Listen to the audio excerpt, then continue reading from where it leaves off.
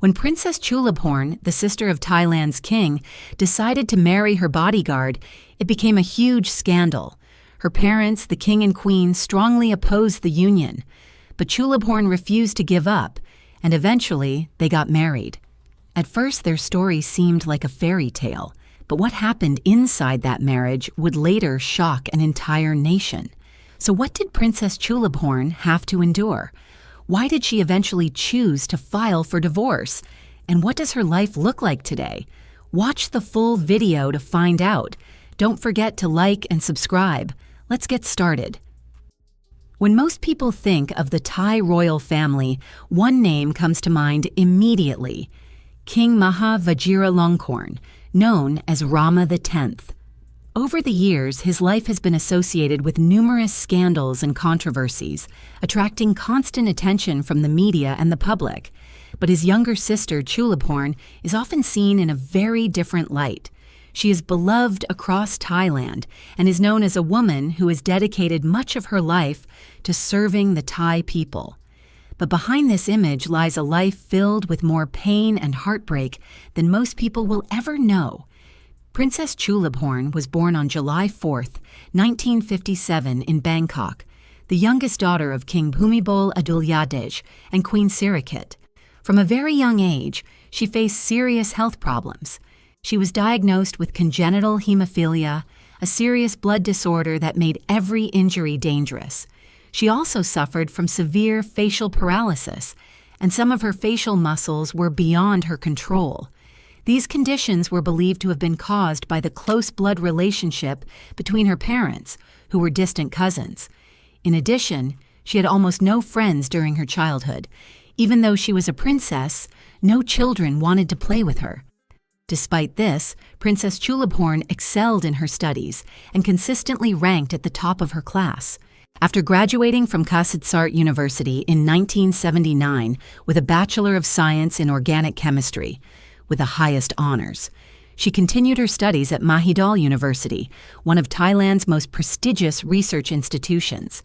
In 1985, she earned her doctorate in chemistry. She was the first princess in the history of the Thai royal family to ever receive a doctorate. Despite her many achievements, one part of her life remained painfully empty: love. Because of her congenital health conditions, many noblemen were discouraged from dating her, and she struggled to find someone who would choose her for who she was. Eventually, she met a man named Virayud Tishiasarin. He was not a nobleman, but a commoner. Some reports say he was an officer in the Royal Thai Air Force and that they met during a lecture. Other reports say he was a member of her royal guard. Whatever the exact circumstances, the princess fell deeply in love with him, and their relationship developed quickly. They eventually decided to marry. However, the marriage faced opposition from her parents, King Bhumibol Adulyadej and Queen Sirikit. Later, it was revealed that Virayud had already been married. Surprisingly, the princess did not mind and was willing to wait for him to divorce his wife and come to her. Virayud eventually did so. King Bhumibol, despite his reservations, despite the differences in their rank and backgrounds, gave his blessing. And he went even further. Knowing that Thai royal custom required a princess who married a commoner to give up her royal title, he broke that precedent entirely. He granted his youngest daughter special permission to keep her title and her royal privileges even after the marriage. On January 7, 1982, Princess Chulabhorn married Virayud in a magnificent ceremony at the Grand Palace in Bangkok. Chulabhorn wore gold brocade lined with burnt orange silk. Virayud wore his white officer's uniform. In the early years of their marriage, the couple appeared happy. In October 1982, they welcomed their first daughter, Princess Reba. 2 years later, in 1984, their second daughter, Princess Dita, was born. As time passed, however, the marriage reportedly began to deteriorate. Chulabhorn and Virayud were said to argue almost every day. Because Virayud had limited education, while Chulabhorn was a highly educated and elite woman, the two reportedly held very different views on many subjects, and disagreements over everyday matters became frequent. Virayud's personality also reportedly changed over time. He had believed that marrying into the royal family would earn him the king's favor and help him advance quickly in his official career. However, after the marriage, his career remained largely unchanged. Aside from being respectfully addressed as Prince Consort by the palace staff, the marriage appeared to bring him few practical benefits. After a long period of frustration, Virayud began to behave abusively during disagreements. He was also said to spend nights away from home seeking entertainment, and when Princess Chulabhorn complained about his behavior, he physically assaulted her. Princess Chulabhorn endured these difficulties for years and repeatedly attempted to preserve the marriage. However, she was ultimately unable to restore the relationship. Heartbroken, she chose to divorce Virayud and raise their 2 daughters on her own. In October 1996, in a videotaped interview broadcast on national television, she told the truth. "We really cannot stay together anymore. He is hot-tempered and does not try to understand. Most of all, he uses physical abuse. I have always tried to reconcile with him, but when it reached the point of physical abuse, we could not remain together." This relationship caused Chulabhorn great pain. She was unable to recover from the psychological trauma for a long time after the divorce. Several years later, she met Chaishon Losharenkul, a chemistry professor from Chulalongkorn University. Unlike her previous relationship, this connection was based on shared interests, and for a time many people remembered her as appearing happier and smiling more frequently. However, fate seemed determined to continue testing Chulabhorn.